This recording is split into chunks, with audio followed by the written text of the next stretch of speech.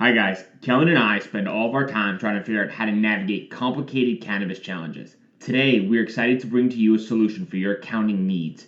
Navigating 280E, keeping clean books, and providing financial and accounting advice is a massive headache for so many businesses. End to End is a team of CPAs with backgrounds from the big public firms that specialize in the cannabis industry. End to End is offering a no-cost consultation if you tell them the dime sent you. That's right, free accounting advice. Go to n2nadvisors.com now to take advantage of this.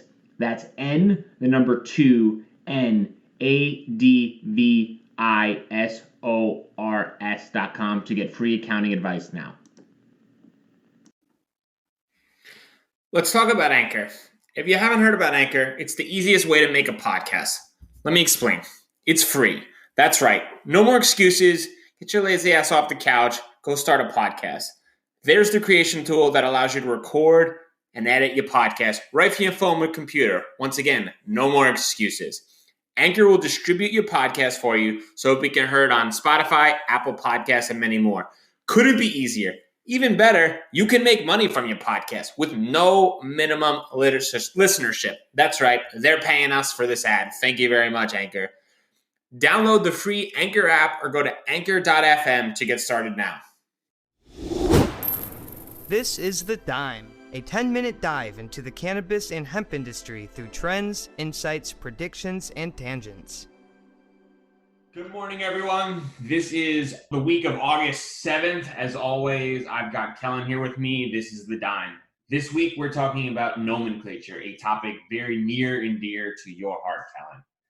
In March, we had the first preparations for a standardized committee where at the Emerald Conference, you led the Quality Summit discussion on nomenclature. As the world becomes to regulate and a standardization is in place, the nomenclature need for cannabis and hemp becomes even more crucial. Kellan, besides obvious reasons between consumer-seller transparency, why is standardization of nomenclature necessary? I think this topic kind of breaks down into two main areas why it's important, I guess, is that there's a importance on the science side in terms of being able to articulate the different chemicals that are being extracted and ingested by the general population, right? And the safety and efficacy associated with those chemicals. And then the other side of the coin is the commercial market side in terms of deal flow, right? So being able to have people in different geographical locations have a conversation about the sales of a commodity product, right? And being able to refer to the products with one word that can be translated across geographic regions, right? So I think that those two areas are really why nomenclature is so important to the industry right now, because it's brand new. It was never standardized. It was all kind of came from this folk taxonomy, which was developed through trial and error and kind of behind the scenes in the legacy market, right? Because cannabis hasn't been traded just since it became legal. It was unfortunately there was people trading it and selling it prior to legality, and they needed a language and words to describe the products that they were trading, right? And so it was really loosely put together, and people in different regions referred to products differently. And so it's really hard for all of those things, for everyone to come together and drive the industry forward if we don't have a common terminology or lexicon to kind of like stand on for communication purposes, is really where the importance is. And I mean, I stand really close to this, Bryan, and I would love to hear kind of someone who is a little more of a outside of the inner circle of the working on it right now, and kind of hear their perspective on standardization and the nomenclature aspect within both hemp and cannabis. I mean, what's your opinion on this all, Bryan? Nomenclature is the forgotten obstacle child, per se, of the industry. I think you've got state-by-state regulations, you've got banking issues, you've got all these taxes, you've got all these quality control challenges, and I think the industry sometimes forgets that this is an additional obstacle that makes it harder for them, because as the example you were saying, is if two different organizations are interested in having a transaction on an agreement of a product, to even think outside and think, we need to make sure that when you describe biomass, you're describing it exactly the way I envision it for this transaction to go through, is just wild to me because there's so many other variables and obstacles that go in that I think nomenclature is the forgotten one. And I think no one's really talking about this right now as something that's necessary for the success of the industry. And I think as the upcoming weeks show, a lot of the major news organizations, MJBiz, AOAC, Emerald Scientific, are going to take a real emphasis on standardizing that so that this necessary asset becomes understood amongst the industry. Next question. How does a lack of standardized nomenclature affect things such as trade, taxes, and regulations? Makes it really, really hard to tax items that say, for example, I think this is better explained in an example. Say there is biomass coming from a South American country up to, say, Canada for import, export. Based on what that biomass is called is going to dictate how it is taxed, right? From a tariff and an import standpoint. And so if the people in the South American country refer to it as, say, CBD flower, when really it's just CBD trim, the price point from a commodity standpoint on CBD flower is much, much higher than a price point on the same amount of weight, but is CBD trim, right? Because they're different products, right? So if that isn't clearly communicated via the country in South America, when that product comes to Canada and say it is classified as flower, when really it could just be hemp for extraction, or sorry, trim for extraction, then it's going to be taxed at a much higher rate based on the mass, right? And that's just from a simple error in language and terminology associated with that product, right? And so I think that that example is the best way to kind of show how it can affect taxes and trade. I don't know if you have any other thoughts that you could add to that, Bryan. I think it's spot on. I mean, the other obstacle that you didn't announce is that it could be confiscated. It could be incorrectly assumed it's a product that's different than what they believe. And just based on a mistaken nomenclature, people could get essentially arrested and be like, this is flour. And he's like, but it's not, right? And now there's this whole communication of, let's look at the product. At the end of the day, there's going to be delays, there's issues, and it's just unnecessary obstacles that are going to be placed on something where the intention is clean, the legality is clear, but the problem is the language is not. And when the language and the nomenclature is not standardized, there's going to be obstacles such as the example you gave that are just going to be headaches for all the parties involved. Yeah, I mean, that's a really good point. Prediction time.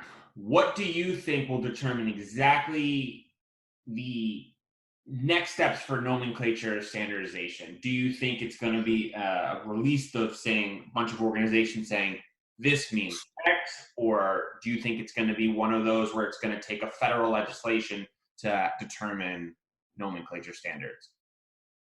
Well, not that I might know or anything, but I don't think that the federal government will do anything to impact federal or to impact nomenclature.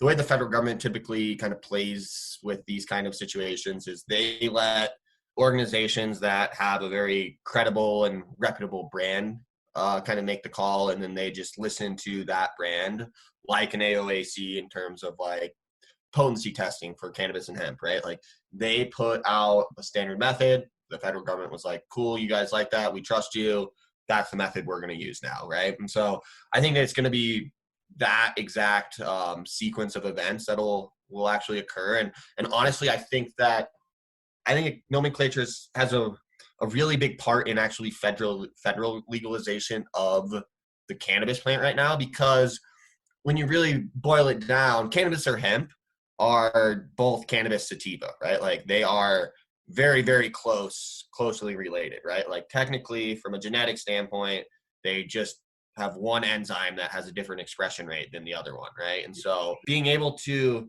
accurately describe those two plants definitively, right, with language is really what's going to play a large part in federal legalization of cannabis. Because right now, it's very hard to tell the difference between the two if you just look at them, right? If you're not an experienced And even if you are, as we saw, Bryan, back in January when we went to that farm, it's really, really hard to tell the difference, right? And there's some technology out there like the Purple Scientific that does a great job at disseminating between the two different cannabinoids, whether it's high in CBD or high in THC, right? But at the end of the day, that's kind of all we have to stand on. And I think the federal government needs more as far as the language that kind of draws the line in the sand between hemp and cannabis before they're going to be comfortable pushing federal regulation, right? I mean, do you kind of see it going the same way? I mean, what are your thoughts on all of this, Bryan?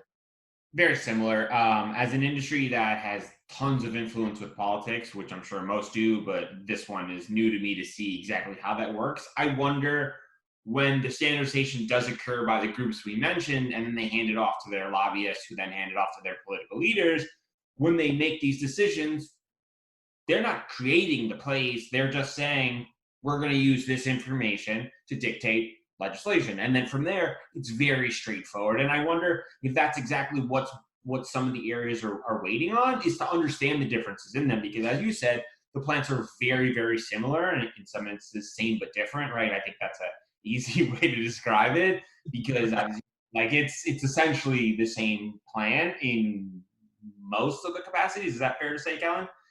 I would say that's definitely fair to say.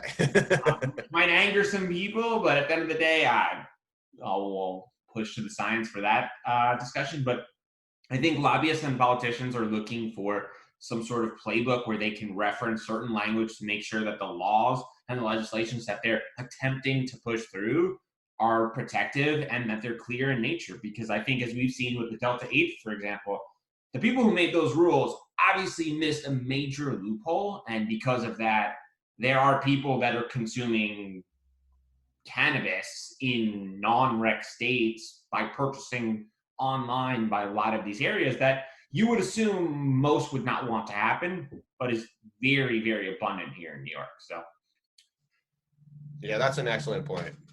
And that just kind of opens up that whole other can of worms when you're getting into the science, and all of that is very, very separate from like deal flow. So like, that's why it's a massive subject to try to tackle, nomenclature in general. Couldn't even imagine. And I really think it's one of those that gets forgotten. I think, especially for me, when I write out the list of obstacles, at least mentally, when others ask me what's the biggest hurdle in the space, I don't even list nomenclature. It's literally the forgotten obstacle that I don't include, that I feel like I should, because it's another issue. It is another massive step towards, let's say, a standardized industry with understandings of best practices and regulations that others can operate in.